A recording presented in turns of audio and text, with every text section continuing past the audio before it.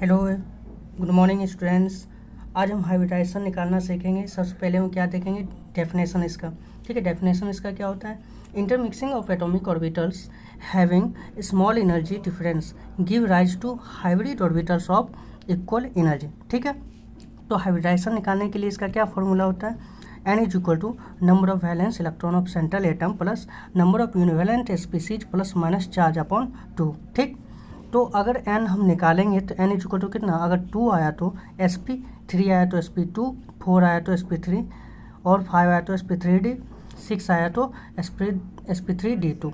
ठीक, तो इसमें क्या है, नंबर ऑफ यूनिवैलेंट स्पीसीज है। नंबर ऑफ यूनिवैलेंट स्पीसीज क्या क्या हो सकता है, H हो सकता है, FCl हो सकता है, Br, I यानी hydrogen, fluorine, chlorine, bromine, iodine. ठीक, नंबर ऑफ यूनिवैलेंट स्पीसीज यानी यूनिवैलेंट का मतलब 1।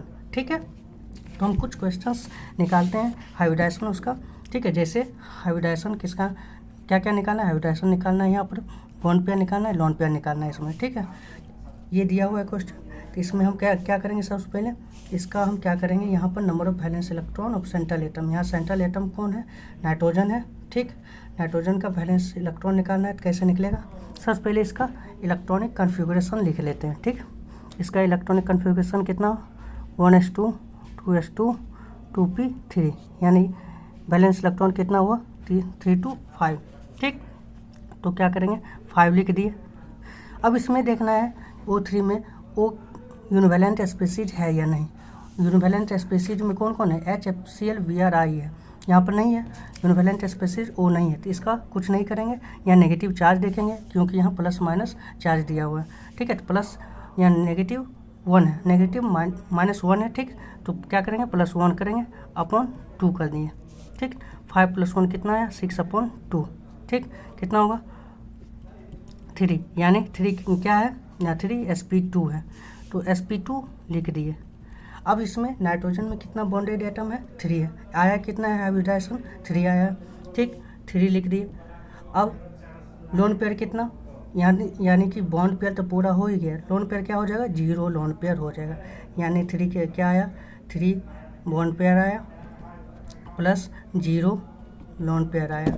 ठीक, आगे देखते हैं, ये क्या दिया हुआ, NH3, इसमें सेंट्रल एटम कौन है, ये नाइट्रोजन है। इसका वैलेंस इलेक्ट्रॉन कितना दिया, 5 निकला था, तो 5 लिख दिए। अब इसमें देखना ये यूनिवैलेंट स्पीसीज है या नहीं, यहाँ लिखे हुए यूनिवैलेंट स्पीसीज HFCl Br I तो है, यानी हाइड्रोजन कितना, एक यूनिवैलेंट स्पीसीज का 1 होता है, तो यहाँ 3 हाइड्रोजन है, तो यानी 3 हो जाएगा अपॉन 2। ठीक है, 5 + 3 अपॉन 2 कितना हो गया, 8/2 कितना होगा, 4। ठीक, तो 4 यहाँ कितना होता था, sp3। ठीक, तो sp3 लिख देंगे, यानी हाइब्रिडाइजेशन इसका sp3 हो जाएगा। अब देखना है बॉन्डेड इलेक्ट्रॉन कितना है, 3 है, 3 + 0 लोन पेयर। ठीक है, कितना, 3 बॉन्ड पेयर 0 लोन पेयर। ठीक है, हाइब्रिडाइजेशन भी निकल गया, बॉन्ड पेयर भी निकल गया और लोन पेयर भी निकल गया। इसमें देखेंगे ये क्या है, जेनोन है, सेंट्रल एटम है, इसका कितना होता है, 8 होता है, क्या वैलेंस इलेक्ट्रॉन, 8 प्लस कर दिए। ये नंबर ऑफ यूनिवैलेंट स्पीसीज, ये O है नहीं है। ठीक है, तो इसका कुछ नहीं करेंगे, 0 होगा। ये F है नंबर ऑफ यूनिवैलेंट स्पीसीज में F है, F का कितना, एक F का होता है 1 और 2 F का कितना हो जाएगा, 2। ठीक है, अपॉन 2, 8 + 2/2 कितना हो जाएगा, 10/2 कितना है, 5 आया। यहाँ 5 का क्या होता है, sp3d। ठीक है, यहाँ पर लिख देंगे sp3d। ठीक, sp3d लिख दिए। तो बॉन्डेड एटम इसमें कितना है, 3 और ये 2, 5 है, यानी 5 + 0। ठीक, यानी 5 बॉन्ड पेयर और ये 0 लोन पेयर। ठीक है, अब ये हो गया। आगे क्या है, IBr2 नेगेटिव, इसका सेंट्रल एटम का वैलेंस इलेक्ट्रॉन कितना हो गया, I का, आयोडीन का 7 होता है, 7 लिख दिए।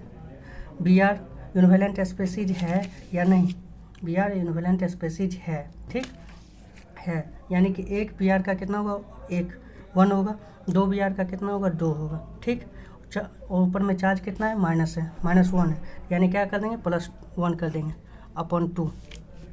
ठीक, तो 7 + 2 9 + 1 10/2, 10/2, ठीक है। तो 5 हो जाएगा यहाँ पे। तो 5 का क्या होता है sp3d, 5 क्या होता है sp3d होता है। इसमें देखते हैं बॉन्डेड कितना है, 2 बॉन्डेड एटम है यहाँ पे, तो यानी 2 बॉन्डेड एटम, यहाँ 5 में 2 बॉन्डेड एटम अगर हुआ, ठीक, तो 3 क्या हो जाएगा लोन पेयर, यानी 3 लोन पेयर और 2 बॉन्ड पेयर, ठीक। इसमें अब देखते हैं I3 नेगेटिव, एक, तो I क्या हो जाएगा सेंटर एटम, ठीक है। तो 2 I बॉन्डेड एटम हो जाएगा, यानी कि एक I का कितना होता है वैलेंस इलेक्ट्रॉन 7 होता है, 7 कर दिए। और 2 I जो है 2 I क्या है यहाँ पर बॉन्ड एटम है, यानी कि वो क्या हो जाएगा यूनिवैलेंट स्पीशीज एक